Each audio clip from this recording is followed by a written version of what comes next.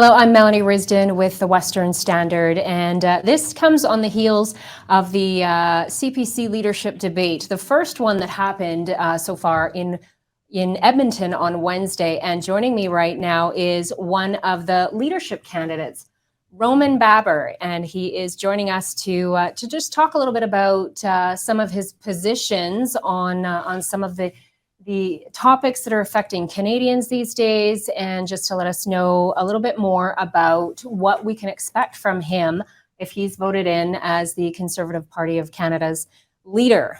So thoughts on the debate. I've heard a lot of reaction on the debate that it was strange. In fact, some people have called it the worst political debate as far as the formalities and how it was put together. What were your thoughts on that debate? I think that Tom Clark, the moderator, certainly lost. I think it's regretful that there was so much emphasis at getting so many quick answers in there, as opposed to actually allowing candidates to express themselves. There's not much you can say in 15 seconds. And also, the idea that somehow they had to control effectively the manner of the conversation, and that is not to stray into some sort of direction, seems counterintuitive when you want to try and get to know the candidates. And this goes on the heels of the North Strong and Free debate from the week before that was deemed by the media to be nasty. And so what they try to do is they try to steer us in a civil direction. But even if a candidate was uncivil, then perhaps you should know that as you go into vote. So it's regretful. That's actually a really good point. So it's regretful that we've heard so much from the moderator and less from the candidates. Agreed. And I think from the viewer standpoint, what I saw, a lot of the little personal tidbits, interesting for sure. But I think a lot of people would argue they would have preferred to hear more on the opinions of topics that are very near and dear to a lot of Canadians' hearts and minds right now. I thought I did well. I thought our campaign did well. I enjoyed the debate, despite the moderator and the rules. And I think, again, this is now a second debate that I've participated in the last 2 weeks. And our campaign is feeling very, very positive about the way that they went. And I'm glad that I'm able to take my message directly to Canadians instead of it being filtered. Well, I would definitely say that your stance on many topics, actually, I think are of interest to specifically Western Canadians and Albertans alike. Our own columnist Linda Slobodian spoke with you, and she called you the only actual Conservative running as a candidate. What are your thoughts on that statement? It's a kind thing of Linda to say. And in fact, I said this yesterday during the debate. I said that we should not be afraid to communicate who we are. And that's a key to winning any election, is that voters must perceive credibility. And that means being genuine about our positions. And we can't be afraid and run to the right during the leadership and then pivot to the left during the general. I have proposed that we should take some bold stances on a number of issues that Conservatives have been afraid to take on. For instance, as you may know, I have proposed that I will abolish equalization. I don't think that it makes sense that we continue this culture of dependency anymore. I'm not satisfied that the constitutional standard, assuming that it is a firm standard even to begin with, is met, whereby provinces are unable to maintain comparable level of services. And if they're not, then I would like to understand why not, and perhaps empower them by way primarily of natural resources to be able to provide those services. I'm glad that we're talking about supply management. I'm glad that finally the party has come around on passports and mandates, what I refer to as 21st century segregation. I think that a lot of Canadians expect the Conservative Party to stand up for them, something that they failed to do for the last 2 years. And by being firm and being who we are, I think will appeal to many more Canadians. And speaking of some of those controversial areas where you've come out loud and clear, is your stance on the mandates, and of course that leading to you being ousted from the Doug Ford Conservative government in Ontario. Why is this such an important topic to you? This idea of of standing against the mandates, and you have said very clearly that if you are voted in, you would work to have them all gone. Well, I think to make a human being choose between their ability to put food on the table and their personal health is inhumane. We have never forced anyone to do anything against their will, and make someone choose between their ability to feed their family is not much of a choice. And for the record, we all still agree that it is a choice. And surely the science no longer backs that up. We know that according to most medical officers and even the manufacturer, 2 shots offer minimal protection against infection. So any suggestion that someone's risk of transmission is higher because the rate of infection is higher is now off the table. No one's putting anyone at risk. I always thought that it was a very hateful proposition, one that we should oppose clearly. Instead of just thumping our chest and yelling freedom, we can articulate a sensible and moderate position and convince a lot of Canadians that are not sure about this. But just to, if I may, to clarify, I was not removed by Doug Ford over my stance on the mandates. I was removed much earlier, in January 2021, over my opposition to the lockdowns. I published an open letter to the Premier, Premier Ford, whose government I served in at the time, that we should factor in the toll of our public health response, namely the lockdowns, into and the risk thereof into the total equation, because it became very clear that the mental health toll, and in particular the health toll of the lockdowns, was very, very significant. For instance, Ontario delayed or canceled more than 300,000 surgeries. We had more than 1 million cancer screenings missed. We see the same picture throughout the country. And so it's regretful that at the expense of, instead of focusing protection on vulnerable population and congregate settings and building healthcare capacity, we locked down 35 million Canadians and potentially made them sick. Right. Well, thanks for clarifying that. And speaking of, you'd already brought up equalization, and again, another polarizing topic, and one that I think I wouldn't mind you touching on a little bit more. I mean, you're saying that if you were elected, you would end all equalization payments in the country by the end of your first term. Correct. Now, Alberta, so speaking to Albertans in Edmonton on Wednesday, Alberta is one of the provinces that transfers likely the most amount across the country when it comes to equalization payments. And a lot of that obviously comes from the development of the oil and gas sector here, which, comparatively, when you look at, say, Quebec, who chooses not to develop their oil and gas and then receive the equalization payments, it sort of feels like this it creates that as you referred to it, that dependency. Why don't you speak a little bit more to that and how you see it being a priority to change and what you would propose? Thank you. Well, first of all, to begin with, I believe that our natural resources are a blessing, and I'm not going to let oil and gas be canceled. Development of natural resources is not just good for our strategic interests and our economic bottom line. I think it's good for the planet, because Canadians can derive energy cleaner and safer than any other nation in the world. But to go back to equalization in and of itself is basically redistribution. You take from one and you give to the other. And many of your viewers might know that I was born in the Soviet Union. Mm-hmm. And in fact, it's because of my place of origin that I'm so passionate about Canada's democracy and very, very worried about its erosion, which is probably the primary reason why I'm in this race and why I'd like to lead the Conservative Party and our country to restore Canada's democracy. But comparable to that regime of redistribution is equalization payments. And I think it's not just unfair to Canadians who pay into um, equalization. It also discourages productivity, research and development. It discourages production. And I don't think that we should be holding Canadians back. I think that we should do the opposite. One of the themes of my campaign is to let people work.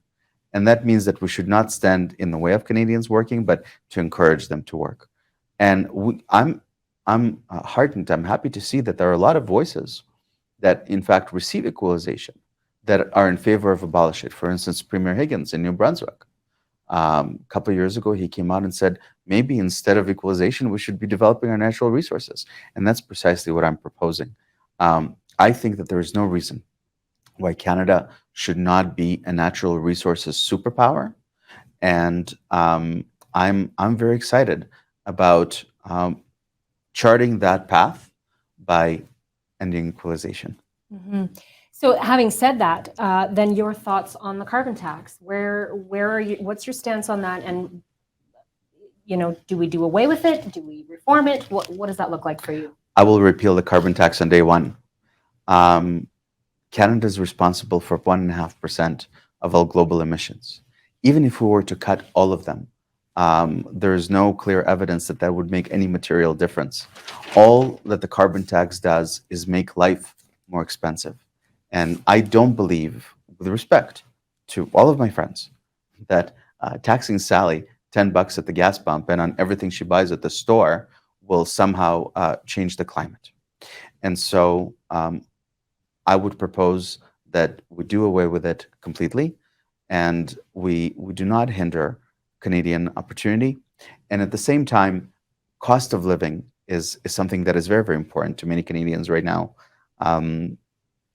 Produce is tripled in the last couple of years. Meat is up. Everything is so expensive. I'd like to find ways to make life more affordable for Canadians.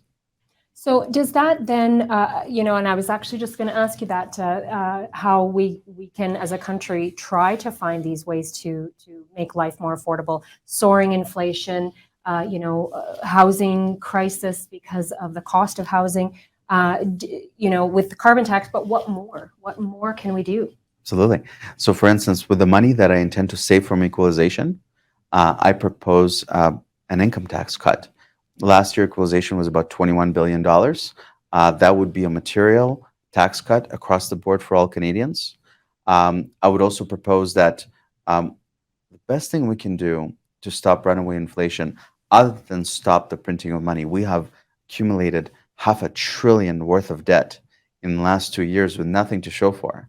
We didn't build a single hospital. We didn't hire a single nurse.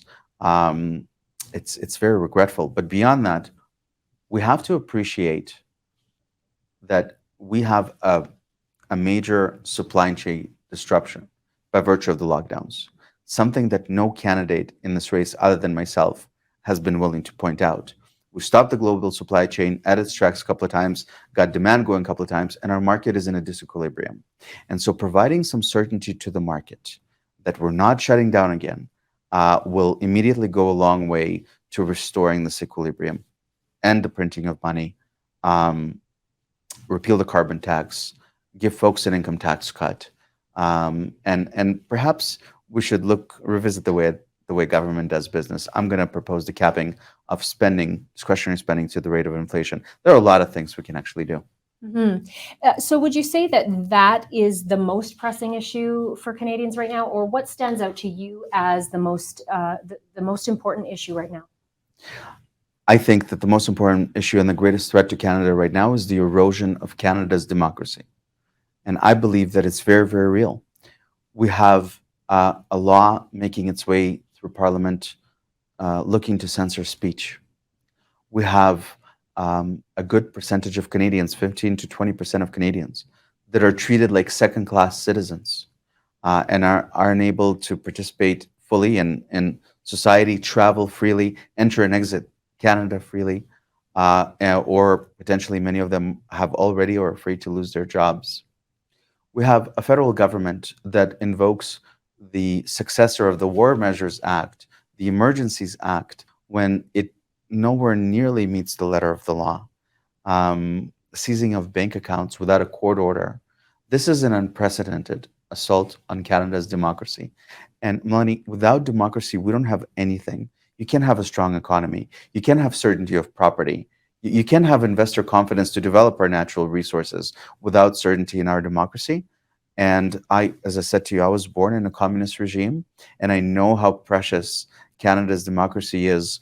That is my first priority: is to defend, restore Canada's democracy. Now, I know that you are, as I mentioned, you have your position on many things is appealing to Albertans. What do you say to the Albertans in this growing movement of separation? I gotta keep you here. And I've had a number of these conversations with my friends in Alberta over the last couple of days. And I understand that there's this desire to potentially for more independence, but I'm going to do a couple of things. First of all, I'm going to fully unleash your economic potential by working with you at allowing further ways to develop your natural resources. I will repeal the anti-pipeline bill on day one. It makes sense. It's so much safer to transport oil by pipe than train. I would think that anyone that cares about the environment would prefer a pipeline over a train. I'm going to repeal equalization, and most importantly, I'm a politician from Ontario, and I know how many of them think and how folks in Quebec think. I think that the political class needs to appreciate that there is life outside of Ontario and Quebec, and I need to bring you into the national conversation, and I start doing that by bringing conservative members from Western Canada and the Maritimes and Atlantic Canada into the conversation. Um, I hope to do everything possible to maintain unity within our party and our country. And pollsters do say that for you to win, it would feel like a long shot. What are your thoughts on that? If you aren't successful, what are your plans there? What do you have to say to the people who say it's a long shot for you? Our campaign keeps exceeding expectations. First, there was some question as to whether my application would be approved, given that I was asked to leave a provincial caucus. We got approved. Then there was a question as to whether I'll be able to make it onto the ballot by raising the $300,000 plus the $60,000 tax on top of the fee. And so we raised the money, and now I'm on the final ballot. I've now participated in 2 debates, and by all accounts, I've done really well in the debates, and more voters are seeing that there's another credible option here. And finally, I anticipate that we're going to, in addition to exceeding expectations, I'm looking to unite democracy-loving Canadians, and that includes the freedom movement, that is not entirely settled as to where it's going to go, but we have made a lot of headway with freedom, and I'm confident this is going to propel us to a good result on first ballot, which may translate into the climbing up as we continue along the ballots. So we love exceeding expectations, and we love to be considered the underdog as well. So rising to the occasion. And if you are not successful, will you consider running for the Conservative Party on the federal level? What would be your plans moving forward? I'm not sure. Yeah, haven't thought that through. Okay. I like to joke, and it's true, Melanie. I don't really like politics, and I've enjoyed. I was very blessed in private practice, practicing law before I was elected. I practiced for 12 years. It's better for the paycheck. It's better for your privacy and certainly my loved ones. Politics is very taxing, especially the last couple of years, and everything that I've been blessed to experience. So I don't want to make a prediction. I am committed to being competitive in this race, and we're in it to win it. All right. You are in Alberta for how long? What's your next stop? Where are you heading? We're gonna hang around Calgary for the day. Then we may stop in Red Deer on our way back to Edmonton.